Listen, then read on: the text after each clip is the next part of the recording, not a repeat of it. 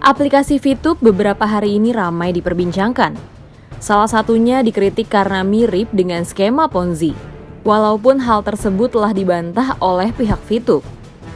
Sebelumnya, VTube milik PT Future ViewTech dinyatakan sebagai investasi ilegal oleh Satgas Waspada Investasi. Diketahui VTube merupakan aplikasi periklanan yang disebut bisa mendatangkan uang kepada para penggunanya yang menonton iklan di aplikasi tersebut. Banyak pihak yang menilai bahwa aplikasi VTube ini adalah skema Ponzi alias investasi bodong. Hal tersebut sangatlah wajar, sebab ada beberapa kasus skema Ponzi yang paling mengejutkan di dunia dan telah memakan kerugian hingga mencapai miliaran dolar. Berikut beberapa kasus skema Ponzi yang berhasil dirangkum oleh Infobank TV.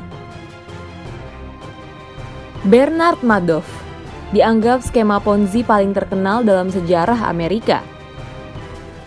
Para perusahaan korban skema Ponzi melalui perusahaan investasi Bernie Madoff kehilangan dana mencapai 17,3 miliar US dollar. Perusahaan investasi yang dilakukan pada 1960 ini, Madoff memang mencatatkan kesuksesan selama bertahun-tahun dengan mempekerjakan kerabat Madoff termasuk anak-anaknya. Penipuan yang dilakukannya terungkap pada 2008 ketika putra Madoff melaporkan dirinya ke pihak berwenang.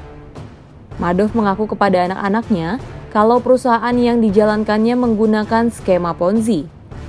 Hal ini dilakukan ketika mereka mempertanyakan untuk membayar bonus awal saat dia sedang kesulitan membayar klien. Madoff pun mengaku bersalah atas 11 tuduhan kejahatan dan dijatuhi hukuman 150 tahun penjara pada 2009. R. Alan Stanford. Penipuan investasi oleh R. Alan Stanford membuat kerugian sekitar 7 miliar US dollar dari total 28.000 orang. Jumlah korban Stanford diperkirakan lebih dari 10 kali jumlah korban dalam kasus Madoff. Pada 2009, Securities and Exchange Commission mengajukan gugatan terhadap grup Stanford karena penipuan.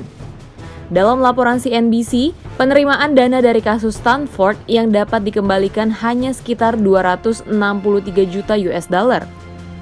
Meski Stanford sedang menjalani hukuman penjara 110 tahun, dia menarik keyakinannya dari 13 jumlah kasus kriminal. Thomas Peters. Total penipuan investasi dari Thomas Peters mencapai 3,6 miliar US dollar. Skema Ponzi yang dilakukannya berupa produk elektronik kepada pengecer. Peters dan antek-anteknya pun ditangkap pada 2008.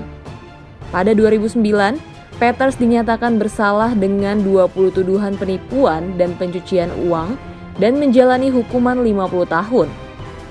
Skema Peters pun menjadi terbesar dalam sejarah Minnesota. Scott Rothstein. Menduduki jabatan sebagai kepala firma hukum South Florida, Rothstein Rosenfeld Adler mampu menipu investor dengan total nilai 1,4 miliar US dollar antara 2005 dan 2009. Melalui perusahaannya, Rothstein mendapat investor untuk membeli saham kepada kliennya. Ia meyakinkan investor melalui dokumen palsu. Investor mendapatkan laba atas investasi dan berjalan baik dan akhirnya berantakan. Pada 2009, skema Ponzi-nya pun diketahui. Rothstein melarikan diri ke Maroko dengan jutaan dolar milik investor. Akan tetapi ia akhirnya dihukum 50 tahun penjara dan telah bekerja sama dengan pemerintah untuk mendapatkan pengurangan hukuman penjara. Menurut Forbes, penipuan Rothstein termasuk terbesar di Florida selama ini. Selanjutnya ada The Albanian Rebellion. Peristiwa yang mengarah pada pemberontakan Albania pada 1997, ketika negara beralih ke tangan besi Perdana Menteri Enver Hoxha yang menganut ekonomi pasar liberal. Kontributor skema Ponzi ini menjanjikan keuntungan besar kepada investor sehingga mendominasi dalam sistem keuangan. Skema ini telah merampok dana penduduk Albania 2/3, sekitar 1 miliar US dollar. Jumlah itu sekitar 50% dari produk domestik bruto nasional. Skema piramida di Albania ini juga dikenal dengan perusahaan rentier yang memulai operasi pada 1991. Aktivitas mereka didasarkan dengan mendapatkan jumlah uang dan mengembalikannya dengan jumlah yang lebih besar berdasarkan persentase. Pada akhir 1996, skema piramida mencapai puncaknya ketika tingkat suku bunga yang ditawarkan sangat tinggi. Meski saran IMF menutup skema ini, pemerintah demokratis Albania terus membiarkan kegiatan perusahaan itu.